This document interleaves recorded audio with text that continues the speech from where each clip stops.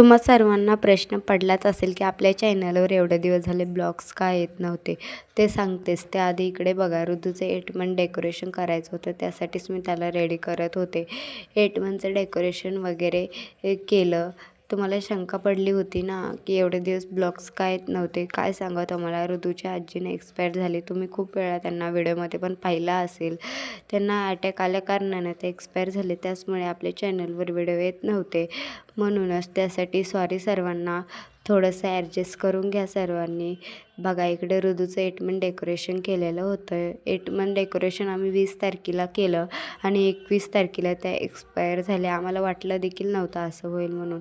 आमचं दुःख काय सांगू, कोणाला काय कळतच नाही आहे. देव पण ना नुसती परीक्षा बघतो. किती तो वाईट दिवस असेल आमच्यासाठी आम्हालाच माहिती आहे. असं वाटलंसुद्धा नव्हतं असं होईल म्हणून. पण काय करावं, देवाची जी इच्छा असेल कदाचित ते आम्हाला हे दुःख द्यायचं.